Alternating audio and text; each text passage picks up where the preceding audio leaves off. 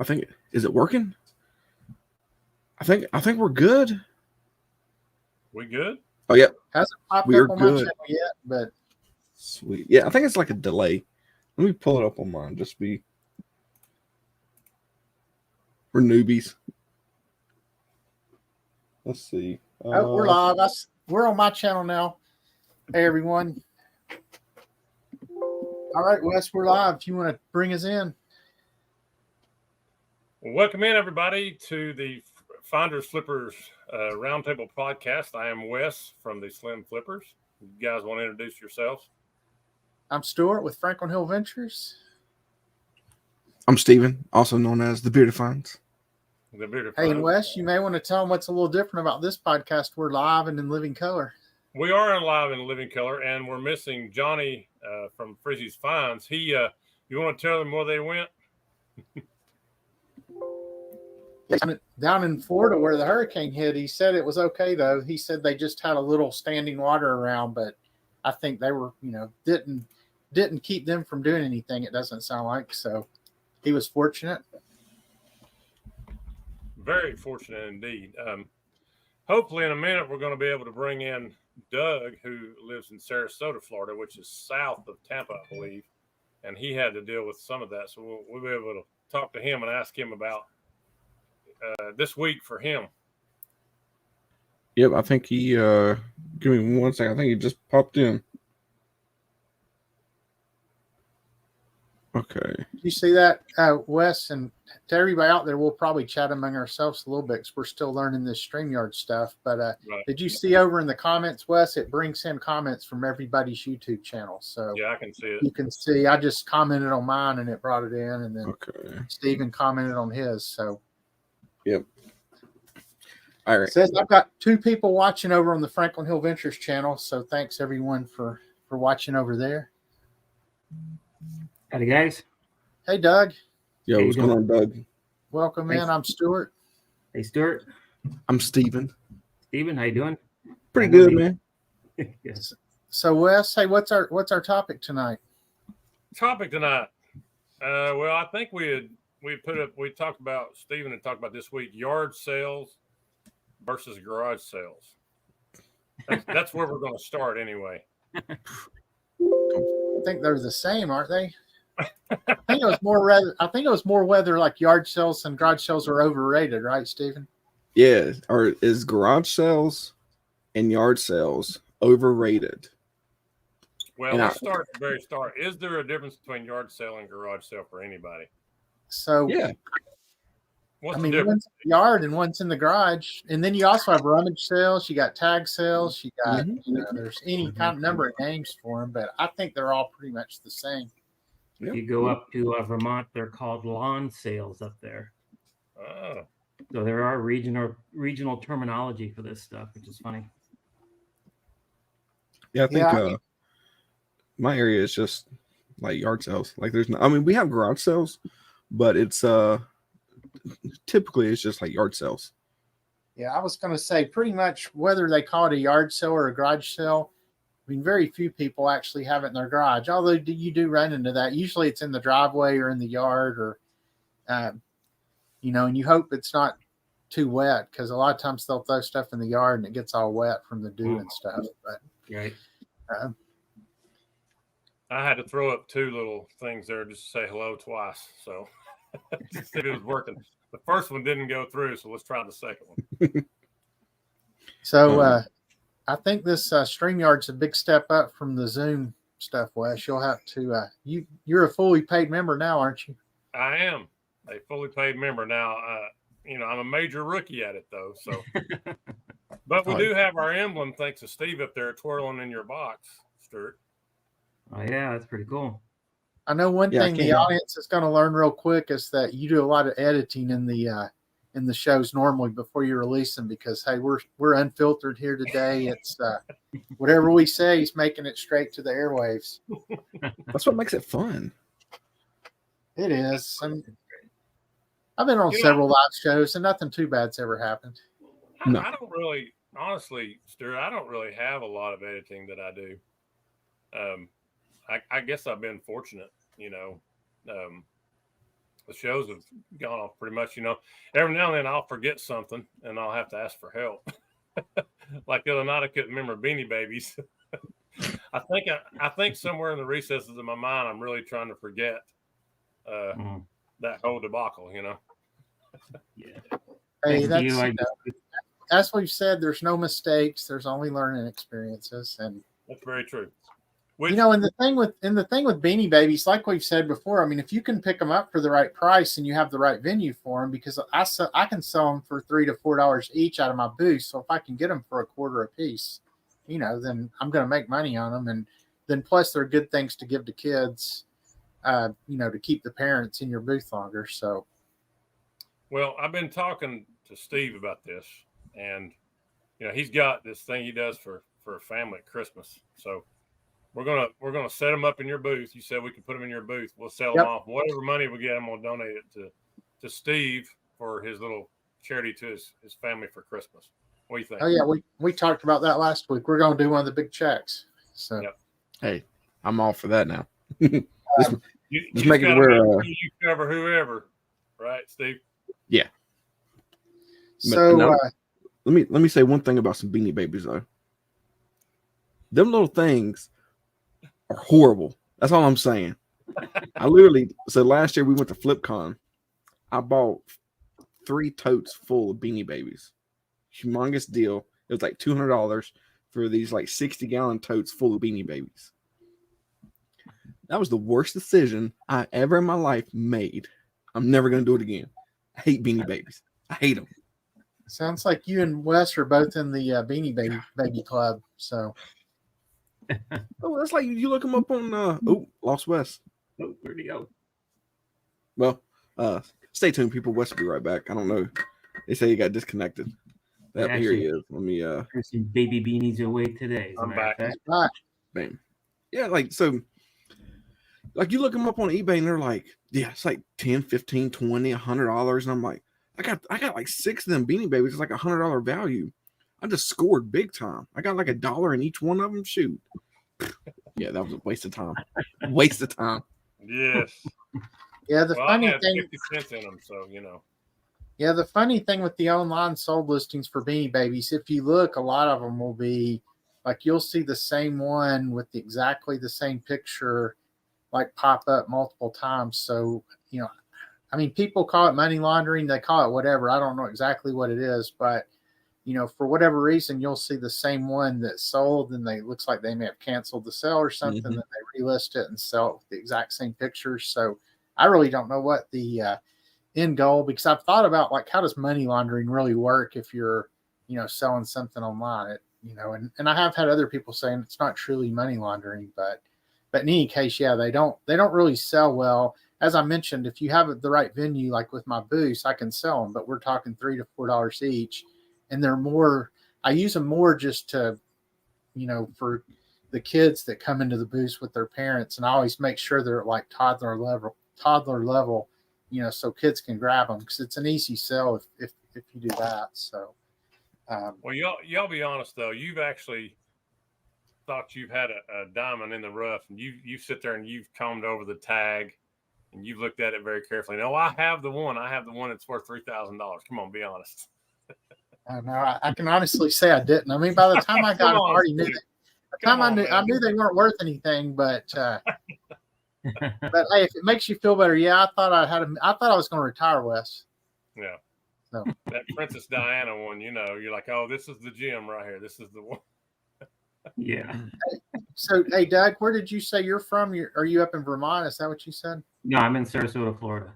Sarasota, Florida. I guess you just said, are you from there originally, or? Yeah, my wife's from St. Jay, Vermont. I lived in New Hampshire most of my life, so then moved down here in 2011. All right. Yeah, Wes and I are both in Knoxville, and then Steven's over in North Carolina, right? Good old NC. NC. Yep. Very good. Whereabouts in NC? So small town called Newton, which is in between Boone and Charlotte. Okay. So my dad lives Catawba County, like Hickory. Okay, my dad lives just north. He lives north of Statesville. Okay. Yep. Yeah, I live like, I don't know, probably like 40 minutes from Statesville, if that even. Probably not Yeah. even that. West of it, right? Yeah. Yeah. I had to do that. Never eat soggy weeds because I'm like, I don't know my north, south, east, and west. Right. West knows that trick. Oh, Never yeah. eat soggy wheats. North, east, southwest. Northeast, southwest. So, Doug, what all do you like to sell? Anything and everything. Wes and I talked about it the other night. It's just going out and looking for the generalities that the masses would like, whether it's, like I said the other night, whether it's hurricane panels that, this is a good season to sell them in, or, Hot Wheel cars, or, it's just, I work in the collectibles field, but I'm not a collector. I just have a general knowledge of things that it's like, you just got to kind of have an eye for it. And you guys all have it. Just have an eye of like, yeah, I need to get that type of thing. Okay. That's pretty cool. What's your biggest find so far? Actually, it's funny, the biggest flip so far was just last week with those hurricane panels I bought. It was a set of 4, and the guy literally wanted $5 for these things. I kind of played dumb when I walked up the driveway. Like, oh, what are those? Are for the lanai or something? Or he goes, no, they're hurricane panels. I got hurricane garage doors, and so I'm just getting rid of these. And so I picked them up for $5. And between Facebook and eBay, I sold them for $8.50 total. I threw in the shipping because they were going to Jacksonville, Florida, so then it cost me like $40 for shipping. Was no big deal. So probably my biggest flip in my life was that one. Nice. But numerous, $5 for something and sell it for 80, 90, whatever. Let's see. I just had a message from my boy Ray, Nashville Flipper. Shout out to Ray. He's lame. Just tell him I said that. My brother from another mother. So I think we determined what yard sales and garage sales are pretty much the same. So, I mean, Yeah. what is that? What are everybody's thoughts on? I mean, are they overrated? Is it a big part of where you get stuff from? I mean, where do they fit in, I guess, into your general sourcing as far as, is that where you get most of your stuff, some of your stuff, none of your stuff? I mean, like for me in general, I go to them like every so often. It's not like it's like, because the town I live in is like super small, and like I just have to drive like everywhere to try and find it. And I'm like, I don't know. It's like, so this past week or a couple days ago, actually, Friday, we went to a town called Hillsville, Virginia. They turned their whole town into a massive flea market. And I'm talking about there's booths literally everywhere, hundreds and hundreds of vendors set up. You get food, you got food vendors, you got antique stuff, glassware galore. Like, I felt like I was in the wrong place because I'm like, I don't want to be nowhere near none of this glassware, because if it breaks, I'm in trouble. And just me being a reseller, being around glass, like Stuart, I know you're dealing with like a lot of antique stuff, but let me get me away from that stuff because I don't want to be around it. But yeah, we go to that every year. So talking about like garage, like that's one place that I'm like, okay, I will stop what I'm doing and I will go to it, because I know ever since I started going with my wife and her dad, the first time we went, I bought like something. It was stupid. It was like these Kiss things, like Kiss action figures or whatever they were in packaging. And they were like, what are you going to do with that? I was like, well, this guy at my job said he was wanting these things and couldn't get signal to save my life. It's horrible. And by the time I was able to reach him, he was like, no, I've already got those. And I'm like, well, crap, I already spent $20 on these things. What do I do? I don't want these things. So I was flipping them while I was there to different vendors, trading them for other items. And my wife's dad was like, what is he doing? She's like, he's just being Steven. Like just overlook him. He's fine. And I end up leaving with like $150 in my pocket. So I'm like, that was cool. But this past week, like we scored big. Like I'm very glad that we did not go to the Amazon liquidation stores like we normally go to, and we went to Hillsville because I racked up. Well, That's awesome. I knew you were talking about it, and I was wondering, curious how that went. How much time did you spend over there, Steve? So we got there at 8 on Friday, and we left out at 2. And then we went back again Saturday, from 8 until like 3:34. So yeah, Friday was the better day. Saturday I could have made some more deals, but I didn't want to pay up on a little bit more of the stuff. Like on Friday when we went, I scored a bunch of Legos. I'm talking about like probably about $1,500 worth of Lego sets for pretty much nothing, and all brand new, sealed, everything. So I went back to that guy, and he had these KitchenAid mixers. Like all the wives know, like, oh my god, I have to have these KitchenAid stand mixers because they're super nice, and I want one. Well, he had 4 of them, and he had 3 deluxe and 1 classic, all brand new in the box. And we was talking to him about everything. He was like, "Yeah, I'll make you a deal for these things." And I'm like, I was like, "What do you want to be?" And he's like, "I'll do 150 for each one of them." I'm like, that's still a little bit high. Like, I don't mind paying up on things if I know it's going to sell, and I know those KitchenAid mixers will sell super quick. But I was like, I'll come back tomorrow. I was like, I'm coming. I was like, we're time crunch right now. I'll come back tomorrow. So yesterday we went. He was like, well, I've got 3 left. I'll do them for 300. And I'm like, God, like, I know it's a really good deal. I know it. I know I can get like 250 to 280 for each one of those. I know that. But I didn't pull the trigger. And now I'm like kicking myself for not doing it because I know I could have made money off of those. But at the same time, I'm like, it's okay because I've got plenty of stuff to list. I've got a ton of inventory. So I'm happy with it. I'm happy with what we got. I spent enough money as it is anyway. So you're mainly at the bench, right, Steven? I mean, that's where you get the majority of your stuff, correct? Yeah, the Amazon liquidation stores. Yeah. I would say like 85% of all my inventory comes from there. If not 85 to 95% of all my stuff comes from there. And then you're just you're filling in like when you occasionally go to the yard sales and stuff like that. So yeah, because we go Friday, Saturday, and maybe Sunday. But the ones that's up at my house, like they've dropped down so bad in quality, like it's horrible. So mainly just the main one that I go to over in Concord. It's like $15 with tax for every item.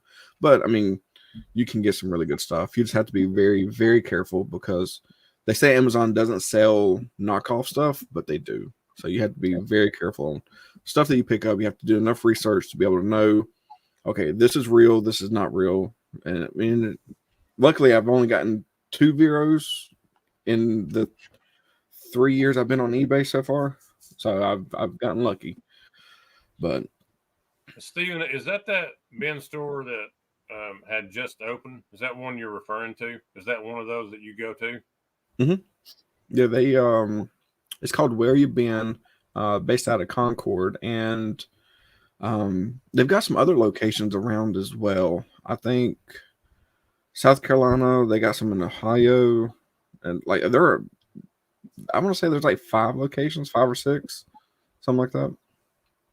And there's another one that's opening up. I'm super excited. It's in Concord as well. It's called Treasure Hunt, and it's cheaper. So I'm definitely going to be doing a video about that one. So I'm excited. We have one of those bin stores kind of like that near my house. I've only been a handful of times because it's really not the kind of stuff I sell, but it's think it's one of those like everything on Friday $7, everything on Saturday $6, then $5 on Sunday, $2 on Monday, and $1 on Tuesday, and then they're closed Wednesday and Thursday while they restock the bins. So I mean, the times I've been, I found a few things to sell, but since I'm mostly doing vintage and antique, it's just kind of outside of what I normally do. But so. What about you, Doug? Where do you get most of your stuff? I mean, are you a big yard sale person? Yeah, I get, I'm going to say 90% of my stuff, yard sales, garage sales. Then the rest of it is either, plucking stuff off next door and dropping it on Facebook or, setting it on eBay. Again, it's just the thrill of the hunt on Saturday morning to head out, and it's tough down here because it's Fridays and Saturdays down here, and it's like I have a full-time job, so I don't get to do the Friday, get in there on Friday to get good stuff. I mean, there's still good stuff on Saturdays, but there's a lot of Friday sales. The estate sales down here the same way. They run them 3 days, and it's like who are they? I mean, they got to have a particular type of clientele they're marketing to do a Friday because I don't know. It just seems like that'd be me. Yeah. Right there. Yeah. I mean, I'm always at the Friday yard sales or Thursday yard sales if they have them. So sure. Well, but to be fair, Stu, I mean, you've got 3 different stores that you have to buy for, correct? That you have to keep inventory in. Yeah, I mean, three antique booth locations, and then plus, I sell in the 6 online marketplaces, and then throw whatnot on top of that. So, I mean, sourcing for me is a never. I mean, anybody resells, it's a never-ending thing, but it's especially crucial when I got so much space to fill. So, but yeah, and so what about you, Wes? Where do you get most of your inventory? Is it yard sales? Would you say, or you? I mean, during the summer, yes, but I go to Ambets a lot, like I know that you do, over in Alcoa and Knoxville locations both, because they generally have really good prices. They haven't. The one in West Knoxville, they got a new pricer at the one in West Knoxville, and they jack their prices. But anyway, sorry to interrupt you. Well, it's all coming. I mean, it's all coming. Those records that I just bought, I showed you all some of those. We talked about them the other day. They went from $199. Now they're up to $399. 2 days ago. At Ambets? No, this is at Goodwill. Oh yeah, I was going to say Goodwill. They raised their record prices a couple of months ago. Ambets on records and books are still 79 cents all books, 99 cents all records. So I get a lot of books and records at those places. But yeah, I mean, for me, like I would say the split and my split of how I source stuff really changed pre-COVID and post-COVID. Like pre-COVID, I was probably 90% in-person auctions. There were 3 auctions my wife and I went to every week. We went to one on Thursday night, Friday night, and Saturday night. And being in person, it was real easy to find value because you're only competing against the 100 people in the room or however many people happen to be there.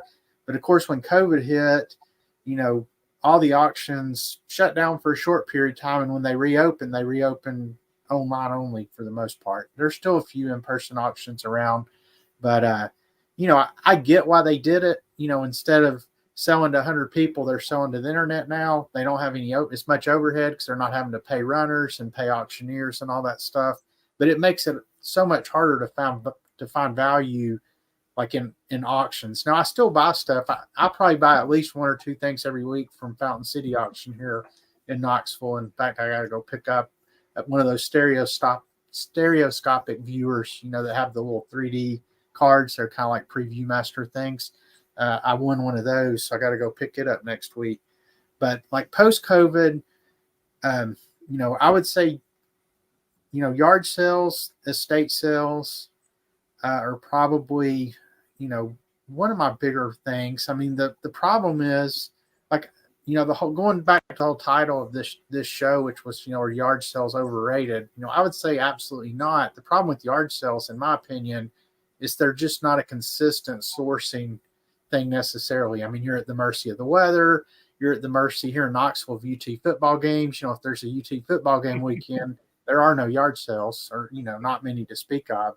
So in my opinion, or at least what I found for me, I can't get enough stuff just going to yard sales to like fill my booths and fill all my marketplaces.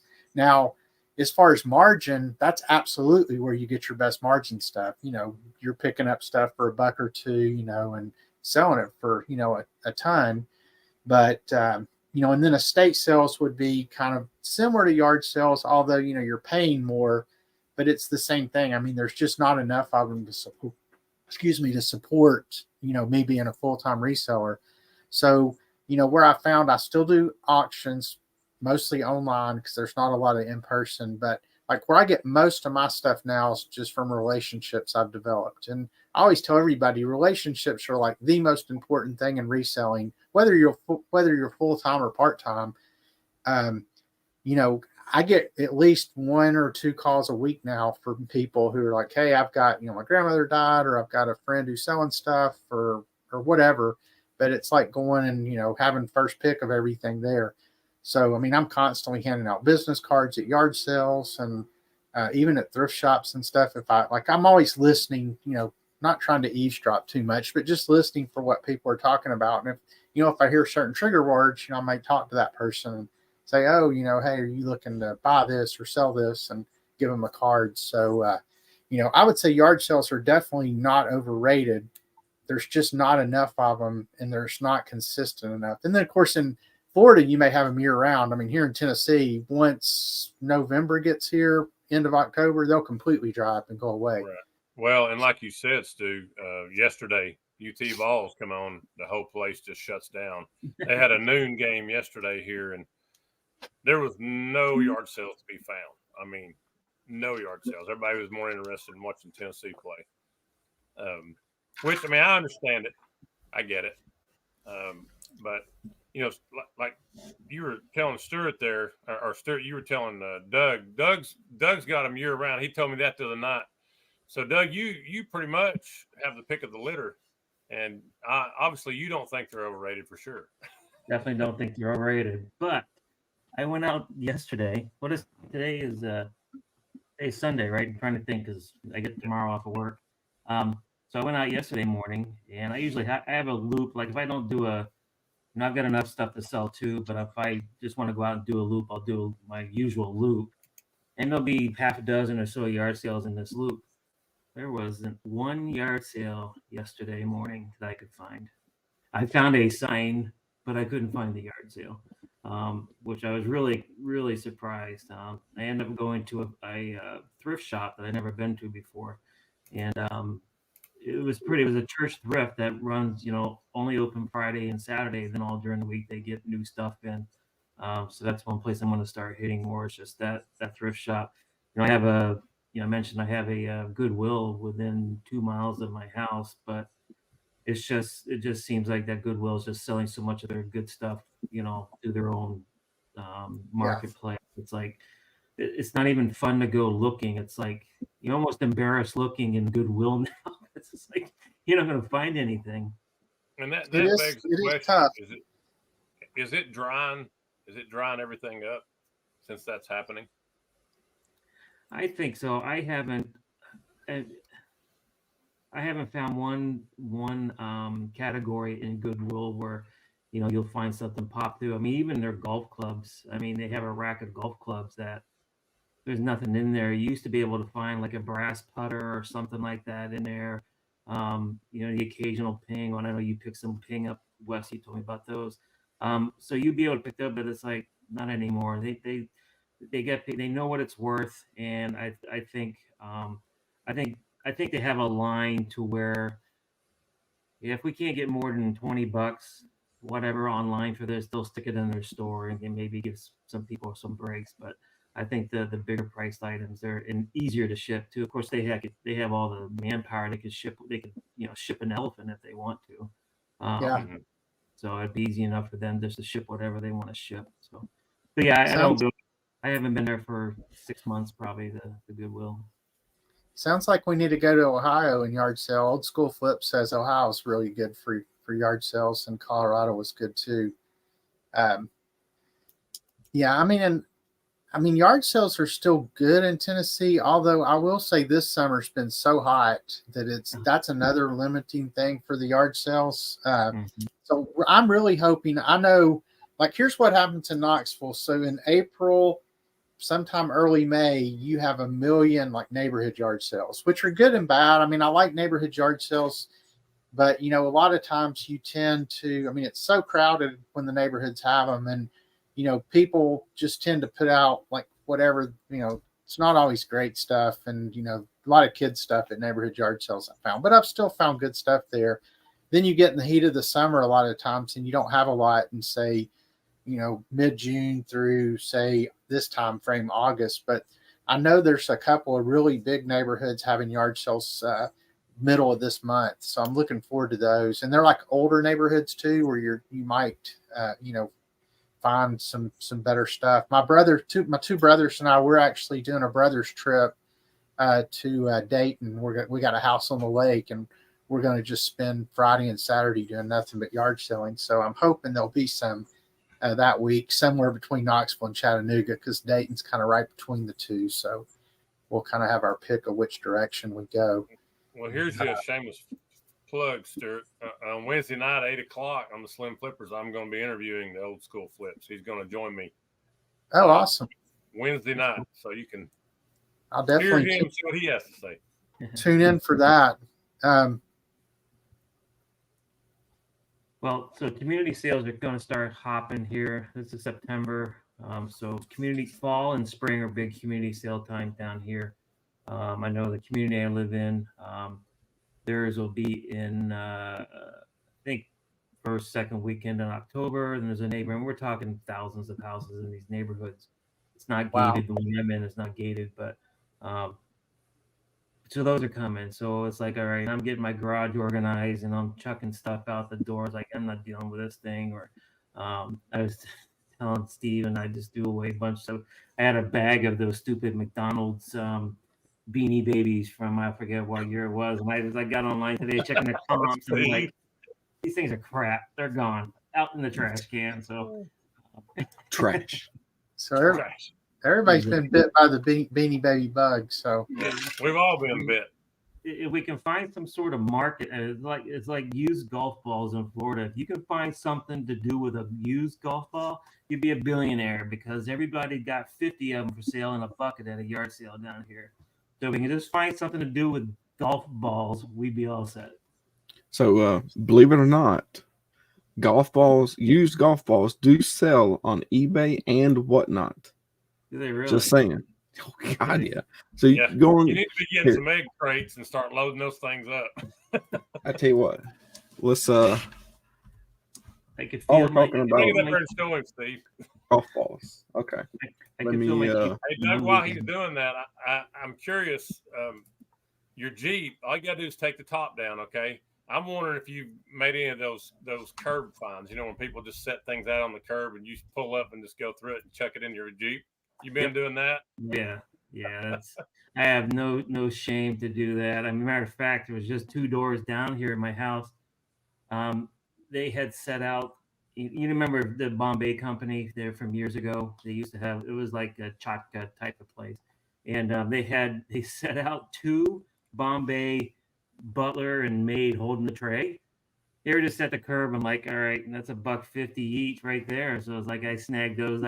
And then at the yard sale following weekend, I found a I don't know what the terminology is, but you probably know, Stuart. It's a fake melted ice cream, bowl of ice cream, but it's a Ben & Jerry's cardboard carton tipped over with a spoon, and the ice cream's melted in it. I don't know what those are, because I know there's a slang for those.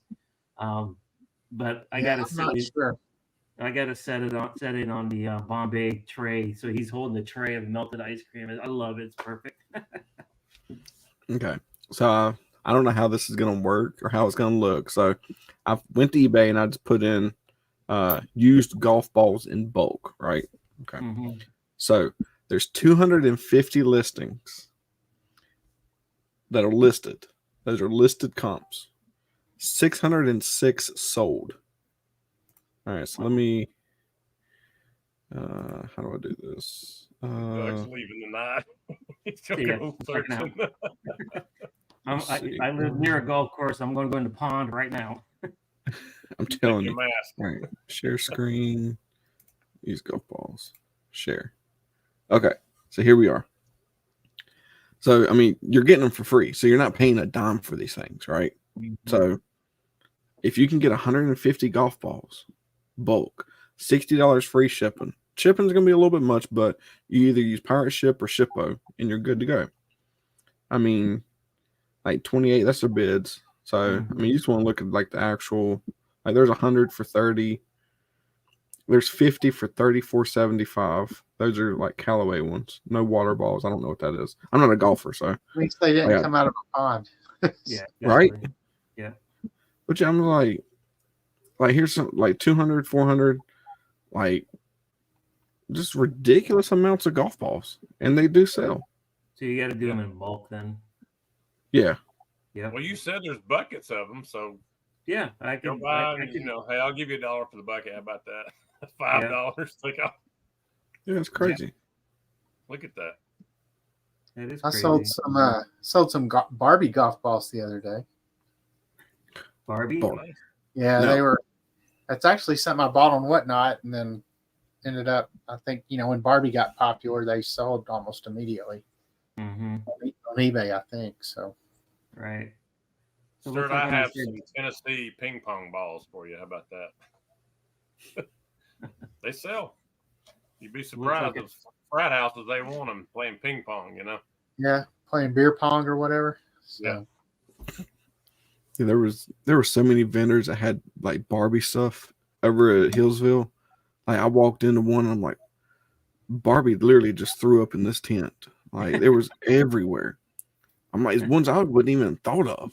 I mean, and I've sold some Ken dolls in like the wheelchair. I've sold that one. I've sold some like other Barbies like a while back. But I'm like, I've never seen so many freaking Barbies before. So how much Like did you old buy? ones, new ones. Huh? How much did you buy? None. None. No. Yep. I'm not doing it because it's okay. So You did it on principle, didn't you? yeah. So okay, the movie came out. So great, yeah. That's why Barbie stuff started selling like hotcakes, right? Before Barbie, like none of that stuff would be selling. I mean, you would get like everyone's like, yeah, I got the 2000 edition Barbie that's been sitting in my closet collecting dust. I'm like, it's like $10. Like it's not $100 Barbie. No, it's worth more than that. I'm like, no, it's not. Like, and all of a sudden Barbie comes out and them things are selling like for $150 to $200.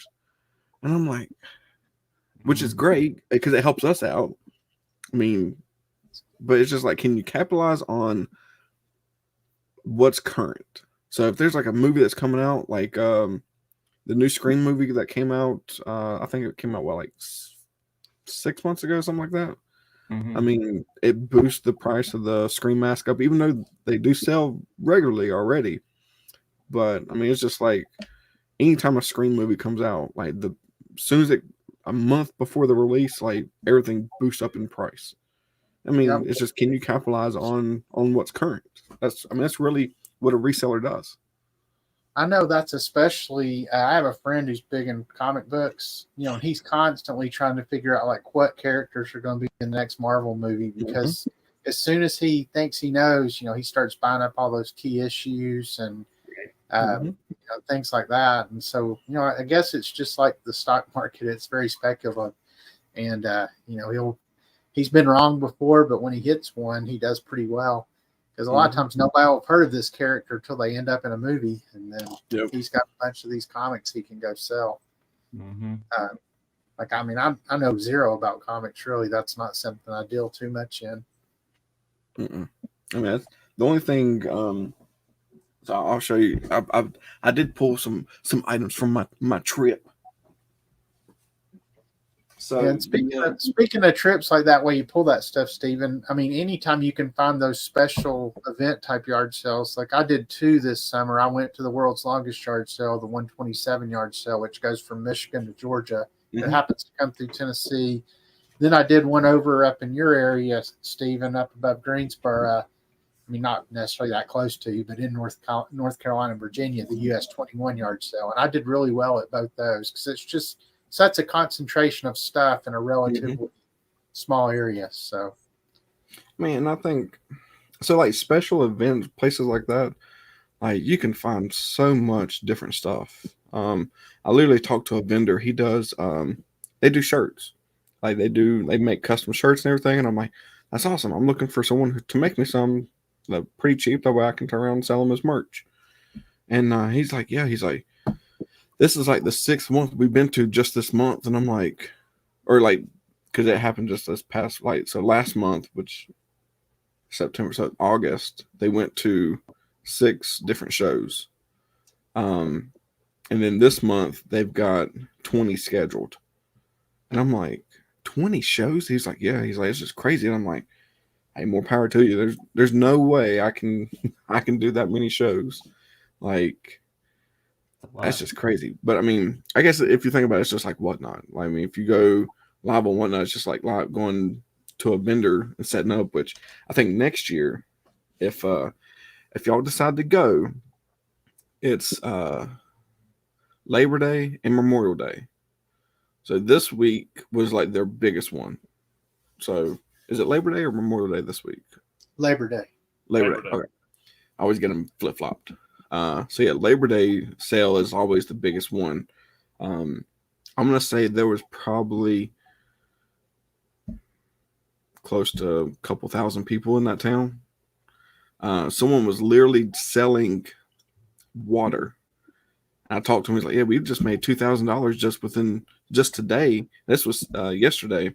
And we got there, it was probably like 12. So from 8 to 12, he made $2,000 just selling bottle of water. I'm like, hey, I told my wife, I was like, next year we're gonna set up at Hillsville, and I'm taking all my shoes in my inventory. I was like, I'm gonna sell them. I was like, we're gonna set up. She's like, well, you ain't gonna be able to buy. And I'm like, that's what you're for. I was like, you can go buy. I was like, you go buy stuff. I was like, I'll just set up and sell water and shoes. Just haul it up there. Right. I'm like, it's just, I mean, it's just like I said, capitalize on what's current. Like, if you're at a big event like that, like, I don't know about the 127 and other yard sales. Like, I mean, is it like that? Like, where they've got like tents set up along the highway? Oh, yeah. So, I mean, literally the 127 starts up in Michigan. I think it's Indiana, Kentucky, Tennessee, and Alabama. I think I may be missing one of those states, but anyway, I think it's those 5 states. But yeah, and so as you drive along, like we started in Crossville, Tennessee, and we only made it 30 miles north of Crossville. I mean, because there's just, I mean, every time you'd see a field, there'd be 50 tents set up. Then you go a half a mile, there'd be another field with 50 tents. But the real key is to also look for like actual yard sale signs going off the side roads. And that's where we found a lot of the good stuff, because some people don't venture off the main path, so those are more like true yard sales where the people in the fields, I mean, you see a little of everything. I mean, there would literally be some tents that would look like they'd taken their antique mall and moved it under a tent. I mean, the stuff was like really that nice, and it was priced that way too. So, I mean, that was everything from junk to really nice stuff and everything in between. But it's just a lot of fun to go and look through it. And I took a friend of mine, we did a little video on it, and it saw a lot of really interesting things. Well, speaking of what's hot, unfortunately, like your shirt, Stuart, Jimmy Buffett, passing away. I'm not selling this, so I got several Jimmy Buffett shirts. They're staying with me, so. Well, all right, so I'm gonna show you a couple items, and I want your opinion. Would you have picked these things up? Okay. All right. So this is it moved. It is a Warner Brothers tag, made in USA Batman, like made in USA with the DC tag, everything. All right, take a guess. I mean, I would have picked it up if that was the question. I mean, I'm not a big hat guy, but something like that I definitely know would have value. I'd definitely pick it up. I pick up hats all the time. That's an earlier Batman too, right? It is. So which one do you think is worth more? It's the same thing, still with the Warner Brothers, DC, Made in USA. Same, it's just two different ones. Because believe it or not, I can't find sold comps on these things. Really? So I'm like, do I have the gold mine of Batman hats ever? Or were these things mass produced? Because I have no clue. This was out of the Batman lot that I picked up. Well, paid being out of Warner $60. Brothers, you know, they used to have a lot of stores. I know we had one here at the West Town Mall, Stuart, and it's no longer. So I've sold some Warner Brothers store stuff like cookie jars and things, and they always sell really well. Maybe I should ask Batman up here. So you really can't, if you can't find any comps on that stuff. A lot of times what I do on stuff I can't find comps on is I'll do like an eBay auction starting at the absolute minimum I think I would take. And then, you know, just run it. I get that, but then you run it and you may get a lot.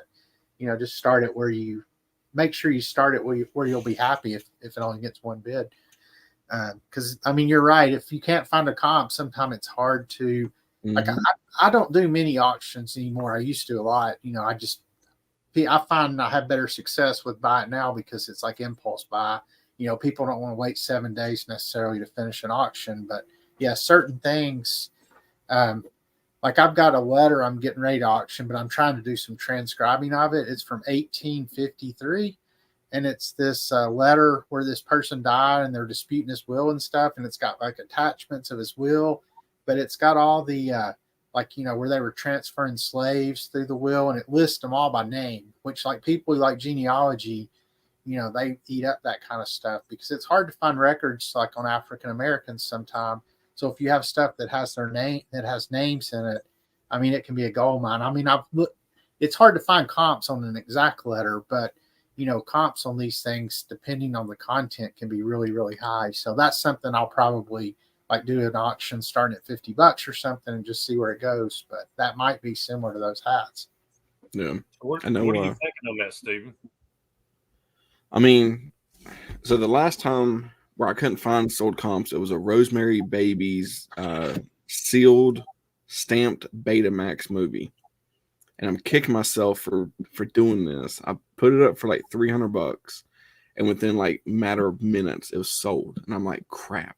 I just screwed myself over because this was before like sealed, like VHS and all that stuff was getting graded, and this thing was like, I'm talking about perfect condition. And I got it over at the Goodwill bin store, like something like 50 cents into it. So like with this hat, I couldn't find them. So I'm like, should I just list it for like $100? Made in USA Batman, Warner Brothers, DC, like everything's good on them. So I just list it for $100 and see what happens and go from there. Or would it be a good item for Whatnot? Since we do sell on Whatnot. That's the only downfall. I don't know. Well, I think Whatnot would be tough just getting the. I do too. It's such a, you know, eBay reaches such a broad audience. Whatnot, you know, you're limited to however many, you know, people you have in your room. And I mean, if you're going to sell on Whatnot, you for sure want to start it at the minimum you would take for it. But I think you could make more on eBay with something like that. That's just my opinion. Yeah, I did pick this up. Here's something I got at a yard sale. Got two of these actually. And they're these porcelain Barbizon World's Fair. They were limited edition. And most World's Fair stuff doesn't sell for crap. But these were $2 a piece. So my wife and I picked them up. And we got home and I started running comps. Think, wow, these might sell for something. So I sold the first one for, I think it was $115. And then I just sold this one. I got to ship it out Tuesday. It sold for $95. It's actually going to somebody else here in Knoxville. So that's one of the few World's Fair things that I've ever sold that's like got substantial value to it. But the other just ceramic sun spear statues. So there you go. Here's your yard sale find right here. Man, that looks like some Kiss boots or something there. I know. Sorel boots. Those are Sorel? Yeah, those are Sorel. Wow. They're brand new. How much you think I paid for them? $8. $5. Stuart? $8. Steven, you're right on it. $5. I know my shoes. What was the original price? 10. I said I'd give them 5. So Sold them Friday, $50. Nice. Yeah, that's a nice quick turnaround. Yep. Yep. So, are y'all fans of like sealed VHSs? I mean, I know that they can be worth something. I don't ever really find them that often, but I want to be, but I've always thought about the deterioration of the videotape. You know, that's the thing that hangs me up. I know, you know, you've got Kevin. He's bringing a lot in, and you know, Harry Tornado. They're doing that, but you know, I don't know. well, the good thing is if you're selling them sealed, most people aren't going to open them anyway. They're buying them to collect them, I think. I mean, I'm sure there might be some people who open and watch, but Sounds like a package lot to me. And Flip it around. Let's see how tight the seal is. Does it have the watermark on it? Quit moving, camera. So that's a Warner Brothers sticker on it. Mm-hmm.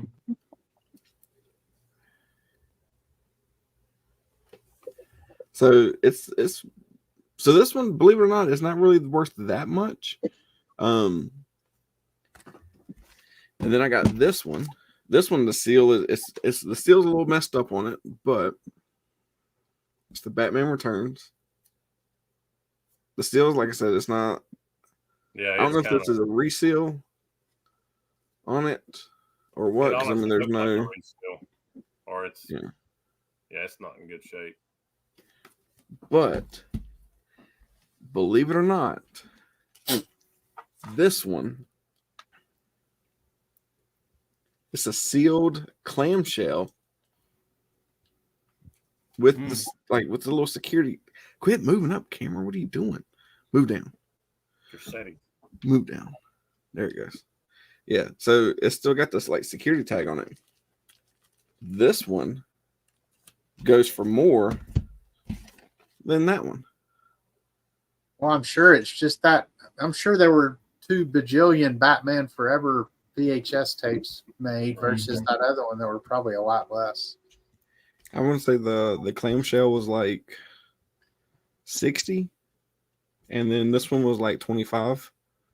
So, but I mean, I paid 60 for like a whole lot of like vintage Batman stuff, like statues, banks, these like little. It's a CD-ROM game. Like just off of that stuff alone, like I'm gonna be making like close to like $600 just off of that, like little lot stuff. So when you check the comps on those, were you checking? You know, 'cause I work for CCG. We grade comics, coins, you know, video games, all that stuff. So did you check your comp to graded versus not graded? Because grading makes a difference. I didn't. So let me since we got an expert up in the house, let me Doug, hey, he's sitting up now, Doug. Yeah, look at that. So in your expertise, yeah, see, I'm a coin photographer. I'm not a grader, so unfortunately. But Doug, to be fair, you've seen a lot. I mean, just being around it, surely you've picked up, you know. Yeah, I see. You know, so we're in different buildings and stuff, so I don't, you know, even though I manage the imaging department of all the companies, I'm not necessarily seeing everything. So again, my career has been a coin photographer, but we do have stuff come through the comic books and stuff like that through my room. So we do get to see it all. But yeah, I wouldn't be able to tell you if it was a reseal or not. You know, one of the biggest keys I know with, you know, like the vintage videos is having the original. What's the term for it? Like Warner Brothers or whatever would have put like a sticker on themselves, like some sort of big banner ad or something like that on the cellophane itself. So that's one big key giveaway that something's original, not rewrapped if it has the original, you know, tags like you showed there with the Warner Brothers sticker on it and stuff, the price tag. Okay. Now, can you forge that pretty easy? I'm sure some like this. I would imagine the price tag you could, but some of the holographic stuff that the great video companies put on them and whatnot, that stuff's not easily, you know, um, forged. But who's going to forge a $5 movie back then when it first came out? I mean, I can see if it comes out, if it's worth $10,000 now, yeah, these people are going to be trying to forge it. But originally, if it's worth $20, nobody's forging that kind of stuff. Right. Yeah. But they can rewrap it. They could try and rewrap it and make it look original. Yeah. So I know Doug said his best yard sale find were those hurricane windows. What about you and you? What about y'all, Wes and Stephen? What's y'all's best yard sale find? I guess what's your best and what's your favorite? They might not be the same. Mine was I talked about this with Doug the other night, with Ping golf clubs. Got an entire set and the bag. It said Ping on it. A guy from Lenore City. He sold it all to me for $20. And I said, "Are you sure about that?" And he goes, "I know what they are." He said, "I just want them out of my house." Yeah. So what? So how much have you sold them already? Oh yeah, they're long gone. 160. Cool.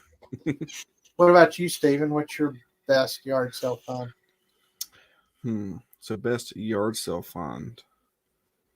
It would probably have to be from Friday when we went to Hillsville. I mean, I would consider that a yard sale, like yard sale. Yeah, I would. Town sale, I would whatever do you any want to of call those kind of things. I mean, it's not an antique mall. It's not an auction. It's so. Yeah, I want to see the. So I know, Stuart, you were talking about books a little while ago, right? So you're aware of like the manga books and stuff like that, like the Japanese books and everything else. Yeah, like the anime stuff and the manga. So this book right here, I found a set of 7. It was 1 through 7 series. It's not a complete series because it goes to like 15 or 18, whatever it is. But it's this one. And I got like the lady had them. She's like, I want to say it was like 30, but she's like, but for you, I'll do 20. And I was like, okay, cool. It was like for these type of books. Yeah, I looked one up and it was going for like a series or a set that was mismatched or not complete was like $300. And that was, I think 7 through 15. And I'm like, I mean, 1 through 7 should go for like, I don't know, like $100. Yeah, I'll do that. But I'm take a guess just on this one. This is number 6. Take a guess on what you think this one's worth. And for people that's watching, whatever channel you're on, I want you to take a guess before I look this. I'm gonna look this thing up on eBay.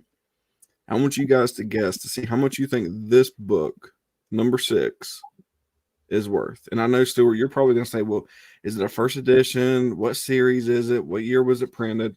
So I'm gonna show you this page here. Hopefully it doesn't, probably can't get in close enough.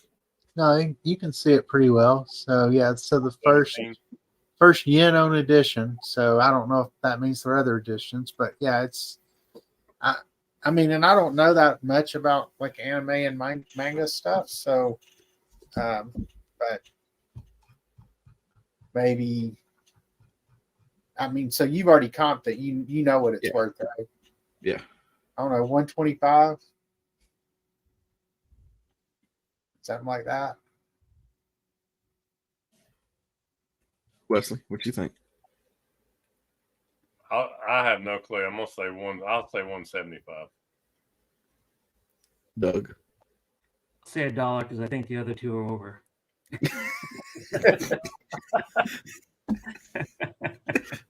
The actual retail price is. God, money. All right. I'm just gonna show it to you. All right. Let me And while you're pulling that up, like my only experience with anime stuff, I went to an estate sale here in town one time, and They had like 3. I just happened to go straight to the basement, which is what I normally do because that's usually where there's a lot of books and things like that. But they had 3 whole shelves of anime DVDs. And I don't know a lot about them, but I knew they might could be worth something. They were asking $2 a piece. I just raked every one off all 3 shelves in my bag. Ended up doing a Whatnot show. And this was, I'd only been on Whatnot maybe a month or 2 when I did this show. And I ended up making like $1,500 selling those anime. I mean, there were a couple that were going for over $100, you know. And I think I had like 73 of them or something. So if you ever see anime, it's worth picking up because that. While you're looking that up, Steve, I'm going to ask a question here about you, Stuart. You just mentioned Whatnot again. Is it possible to have a Whatnot show? Like if all of us were right here, could we all have a show going on? That's not possible. I mean, you can't. Like you can have a co-host come in, but you can only be selling out of one store. Like all the shipping has to be done by one person. Like so, if you have somebody else sell something who's a co-host, you basically have to get the weight from, print a label, and send it to them, but via PDF. But the risk in that is that I found, like if I'm doing a show with somebody in California, you know, when I print my label, it's going to have the return address of, you know, my zip code. So you know, that could be an issue if you ship it out there. It's not really set up for that. I've heard rumors that they're going to try to make it where 2 people, or I don't know if it'd just be 2, but multiple people could be selling in one show. But like I heard that a while back. I haven't heard anything else about it. But yeah, the short answer to your question is no, you can't like sell with somebody else. I mean, you kind of can, but not very gracefully. So what we need to do is have a meetup then over, let's see, Stu, you and I will cross. We'll go over there and source at the bins over in Concord or somewhere, or Charlotte, and we'll meet up and we'll have a big Whatnot show together. All of us. Do it. That's what me and Ray did over at FlipCon. So there's volume 8. Yeah. So there's this. So I just looked up the name of volume 6. There is no volume 6 listed. Okay. None.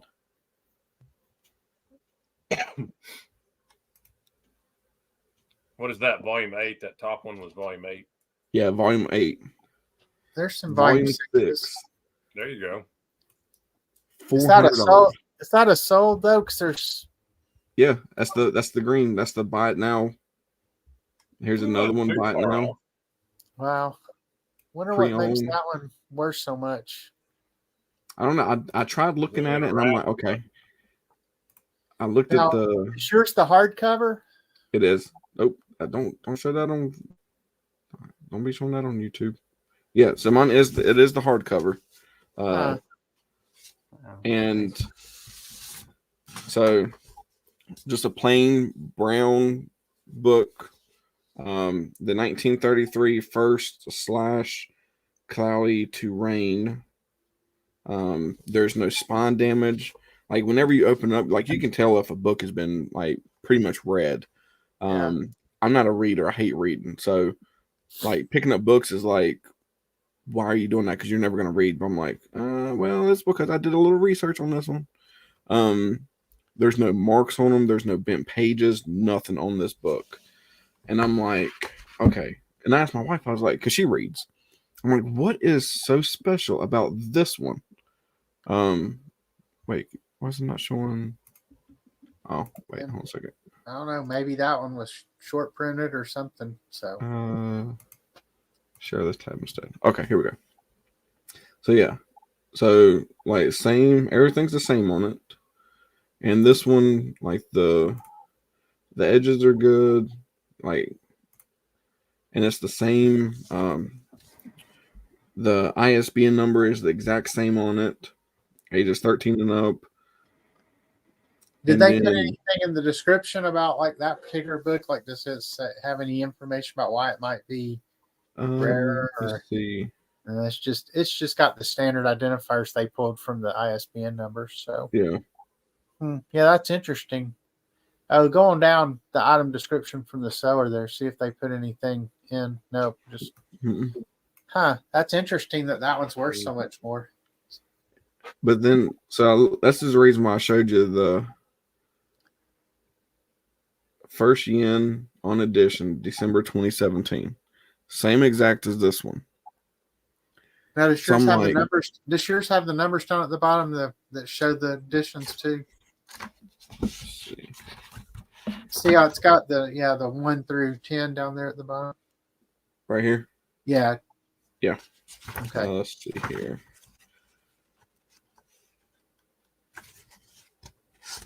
Seems like you should be listing it tonight, so you have the only one on eBay for sale. Well, it's like I said, I was lazy today. But yeah, so my numbers are 1, 3, 5, 7, 9, 10, 8, 6, 4, 2. Yeah. And you know how to read those? Like whenever they do a printing, so if it's got all the numbers, that means it's a first edition. Like if they take away the number 1 and you see all the other numbers, it would be like a second printing. So they remove the numbers, like it starts out with all the numbers there, and then as they print each edition, they take the last number away. So okay. That's cool. I mean, and that's, not every book, especially older ones, don't necessarily always have that convention, but almost all newer books do, and even a lot of books, even a lot of older books do as well. But so Stuart, why do they do odd and even like that?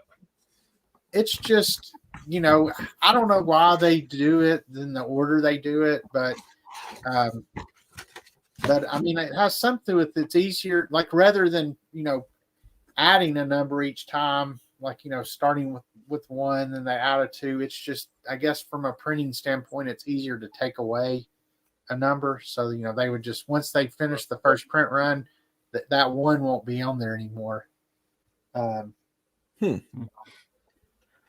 So my question is, so I know nothing about anime, and so how do I want to word this? How do you find stuff like this on eBay to look for? I think that's what I'm trying to figure out. It's like, do you just start going on eBay and looking at different divisions? Okay, what's sold in a different division and sort it out, highest price to low. I mean, how would I know that this anime is worth anything if I didn't happen to stumble across it and comp it out? Well, I know me personally, the manga books, which is Japanese, basically you read them from back to front. I've got some listed on my store, and I'll show you what I'm talking about. And you'll be like, how do people read it like that? So let me And to answer your question, Doug, from my standpoint, I wouldn't. I mean, I don't like that kind of stuff before I go looking for it. I just like with those anime DVDs. I just heard anime might be worth something, and I figured at $2 a piece. Now, I ended up putting $140 something into it because I bought so many. But Right. I just had a feeling on those. But just I guess over time, if you specialize in that kind of thing, you just learn. But It's true. yeah. I mean, if you don't have a specific thing you look for and you just start learning, I mean, you could spend an hour at one yard sale making sure you're not missing something. That's the hard part about it. It's like, Yeah. you never want to leave. And and I think it's just what catches your eye. I mean, like with me, so when I found a bunch of these over at Goodwill last year, and we've sold some. I've still got a bunch of these, but and I don't know much about manga, nothing like that. There's someone that I met on Whatnot that's like knows a lot about manga and anime and stuff like that. And there's different things, different features in some of these that are appropriate and not appropriate. So like you have to be very careful on certain ones that you get, because you can pick up the wrong one thinking it's the clean one, and then you open it up and you're like, oh my God, like what is this? But yeah, I mean, it's just like, so I know like for this one right here, so I paid up on this one. It's called Claymore. And like it's because it's a whole set of these things. And the way you read it, it's not like our typical book, like you read, front to back. Like you open up a book, you read it from like right to left. With manga, you read it from left to right. So you literally start in the back of the book and then you read it, and then you flip it over until you get to the front side. It's weird, but just know that any kind of like anime, what if it's like manga, anime, I mean, whatever it is, like I would just take time to look it up, because even like this Kirby one, like you wouldn't think that that's worth anything, but I mean, like if you get that at a yard sale for like 50 cents, I mean, turning 50 cents into $13 plus shipping. I mean, it's a pretty decent score. So this is like literally opening it up, and that's the back side of the book. Yeah, and I'm sure it's a generational thing too. I mean, I'm going to be 58 years old, so anime was never a part of my life, and so, but I'm sure my daughter, she's in her 30s. I'm sure she knows more about it than I would ever want to know. So, so I guess it's kind of a, pick your poison, I guess, of what you want to try and learn. Mm-hmm. It's like my son. I picked up some shirts that had anime on it, and I just showed him pictures of it. And I said, "What is this?" He goes, "Buy it." He goes, "You'll want it." It sold 2 days later. They really? I mean, it's crazy how well anime does. Because I mean, you gotta think a lot of the stuff started overseas, like Japan and stuff like that. So people here, it's hard for us to get stuff like that unless you pay ridiculous shipping. So when you get it here in the States, it's like people want it so bad. So I bought a statue off of Whatnot, and beautiful statue. Like this thing was like, it retails. It doesn't retail for a while. You got that picture, Stephen? Show Doug that picture, because you showed me and Stuart. Let's see what he thinks. Let's see. And now it came in. It came in. Right? So it made it safely. It came in. I'll say that, and then I'll tell you about it in a second. Pieces? No, it didn't come in pieces. Okay, so wow. Yeah, and this thing is tall. Like the box is probably about 3 foot tall.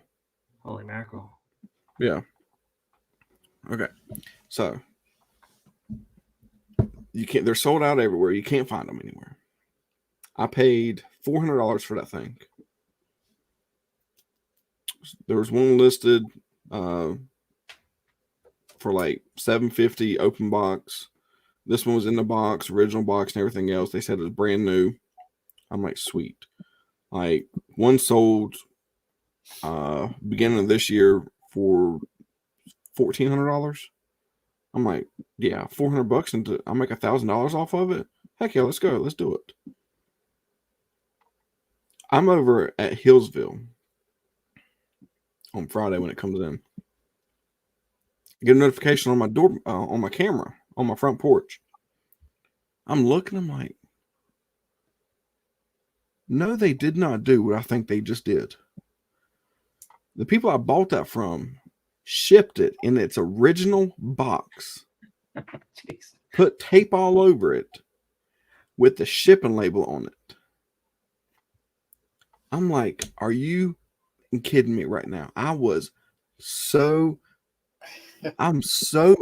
mad about that. I'm like, you literally shipped something I paid $400 for in its original box, so everyone can see what it is. And then now you're going to damage the box because USPS is like, here you go, boof, just toss it in the truck. Mm-hmm. Like, no, come on, people. Like, what are you doing? So I reach out to them, and come to find out it's missing another box. It's not even complete. It's not even new. And I'm like, I'm so ticked off. I'm like, y'all need to do something. I literally paid y'all $400 and something for this thing. What are y'all doing? So what platform did you buy it on, Steven? Whatnot. Oh, okay.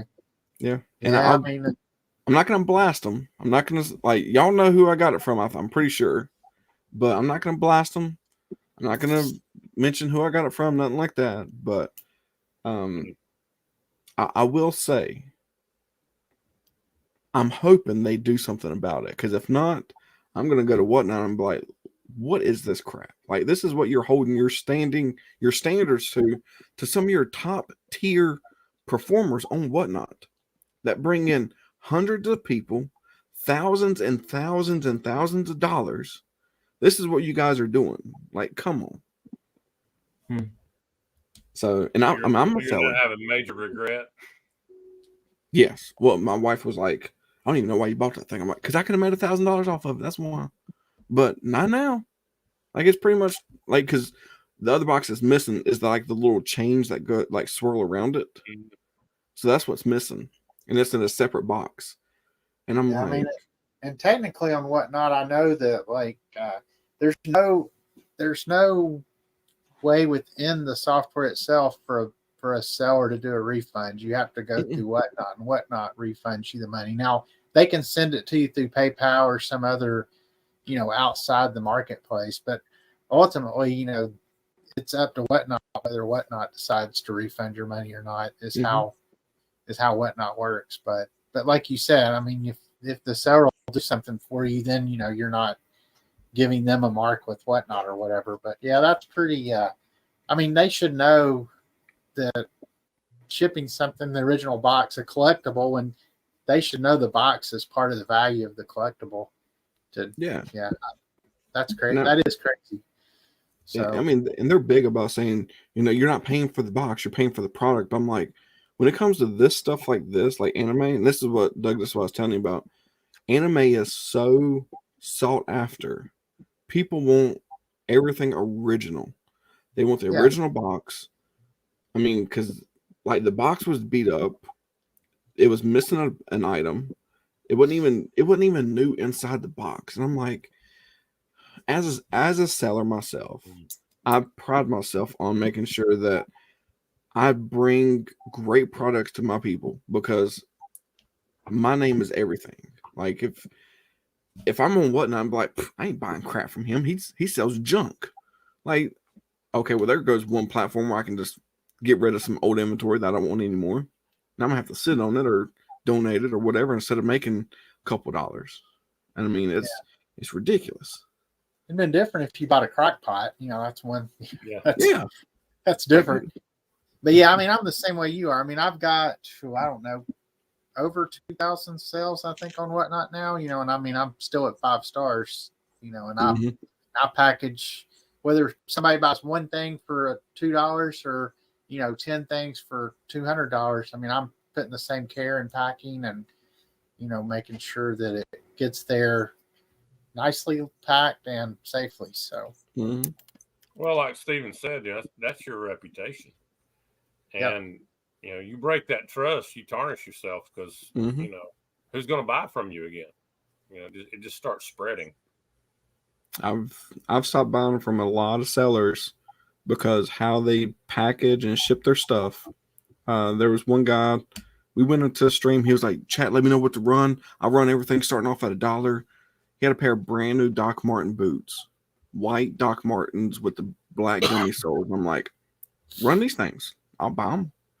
I got them for $40. He got so ticked off that I bought them for $40 because he spent way more than that. And I'm like, well, that's your fault for starting them off at $1. Like, you just mad because I got them cheaper than what you paid for them. Oh, well. Well, he sends them in a auto parts box that's dirty, barely taped. I'm like, you just shipped some white boots in a dirty parts box. Like well, he was mad, wasn't he? I'm not, like, he's like, I bet he's like, I hope this guy gets them. They're all dirty. I hope he can't do anything with them.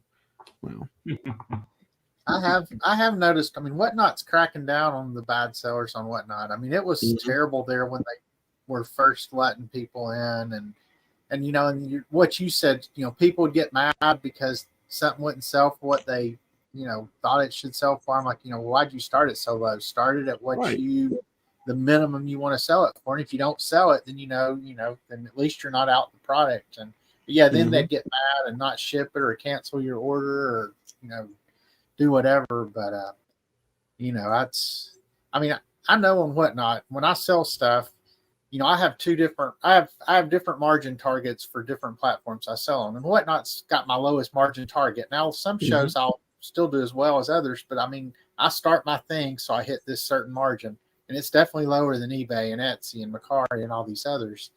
But I sell a lot of volume. That's the difference. It's the whole fast nickel versus a slow dime, and sometimes you're surprised and you sell something for more than you would have sold it for on another platform. But yeah, I mean, Whatnot, you just got to know how the platform works, what your audience is, and don't start stuff at what you're not willing to take for it. That's the bottom line.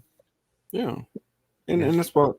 So we came up with a strategy, just like how Renzi does. So I'm sure everyone knows who Renzi is. Like, they sell shoes, and it's like they're going to be doing $1 million here on Whatnot this year. And I mean, their strategy is brilliant. So we do almost the same exact thing.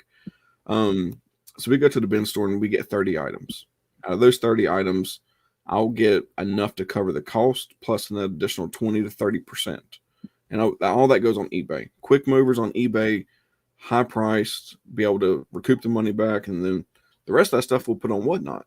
And we'll start off at $10, $5-10. And whenever I sell on there, say if it goes for 10, I'm still making profit off of that because it's all paid for.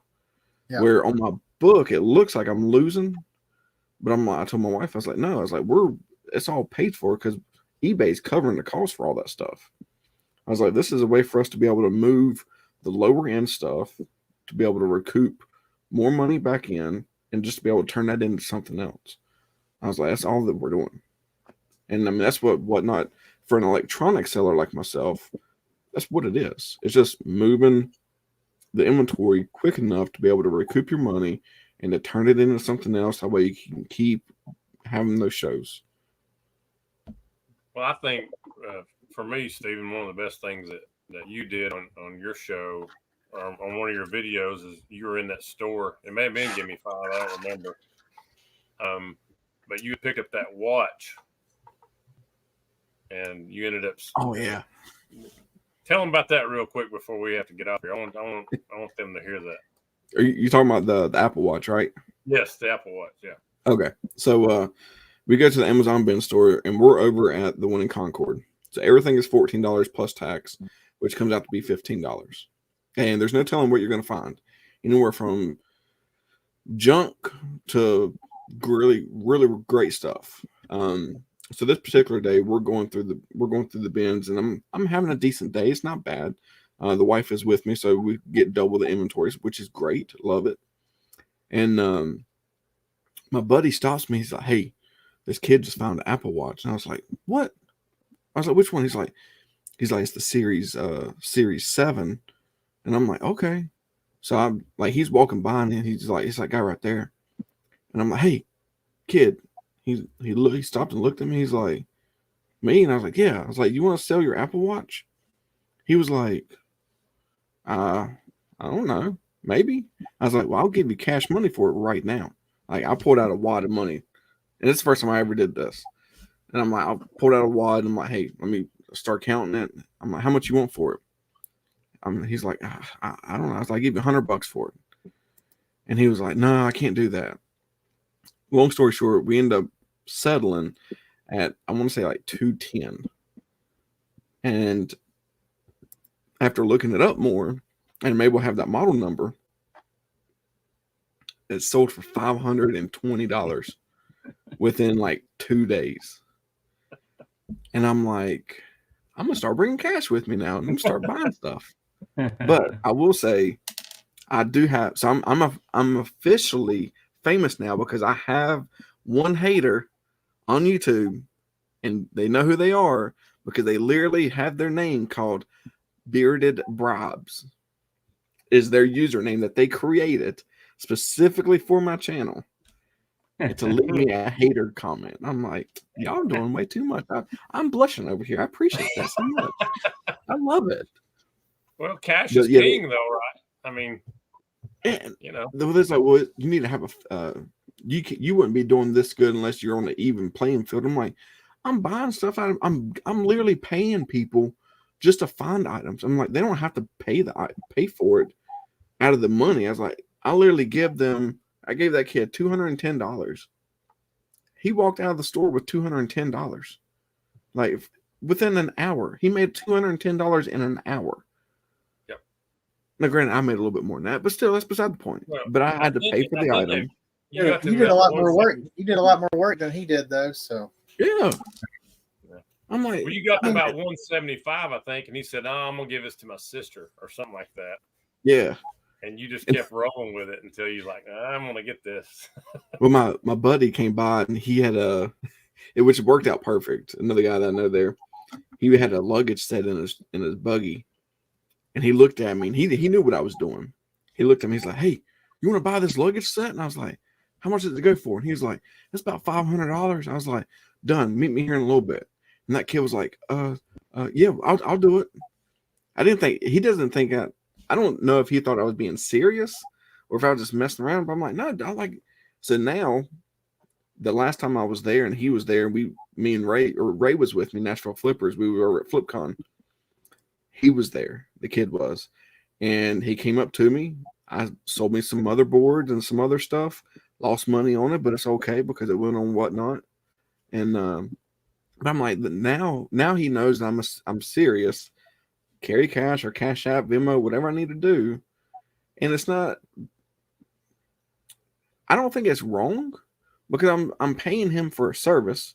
Just like if you go anywhere else and you're paying someone, a waiter or waitress, you're giving them a tip, or you hire an employee to go run errands for you. That's basically what I'm doing, just without the taxes. It's all legit.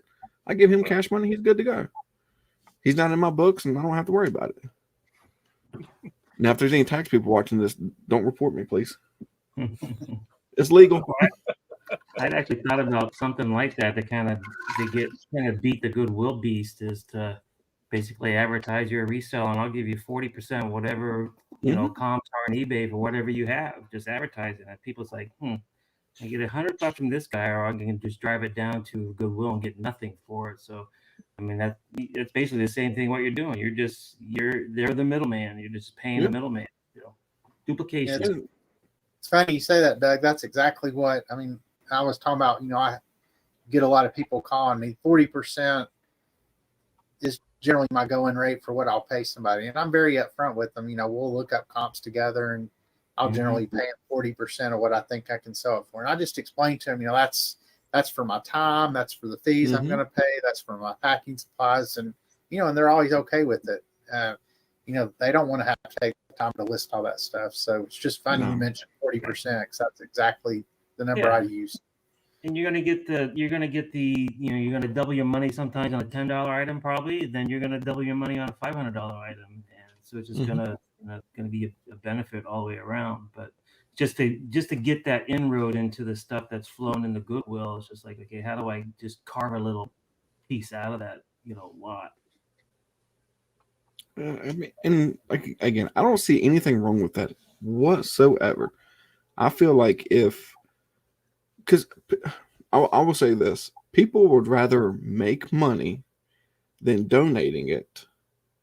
Now, there are some cases where people are like, no, I want to donate it to help out this good cause, which is great. But really look into the cause that you're donating the items to, because some of the causes is not really legit. Just saying, I've found out a couple things where I'm like, that's a little shisty. But, I mean, like, for example, Goodwill, right? They have their online platform. They don't take time to clean anything. Like, there was literally a pair of dirty, muddy shoes on there, and they were wanting $200 for it. I'm like, if I would put that on my eBay page, that would never sell in a million years. Like, never.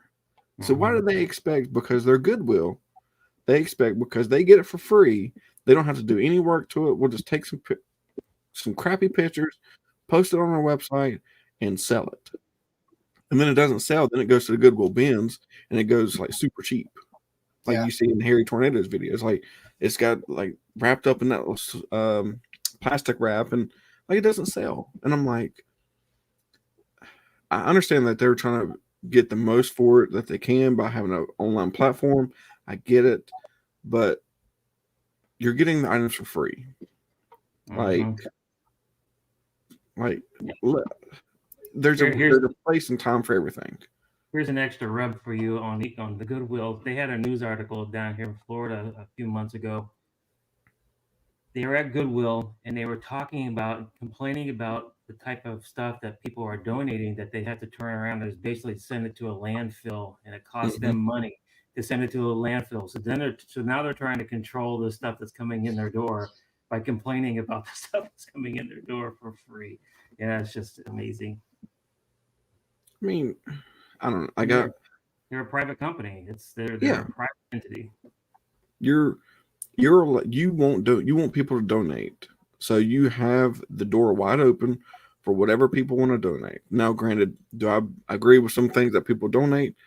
No, like no one wants your used dirty underwear. Like, don't donate your dirty underwear. That's gross.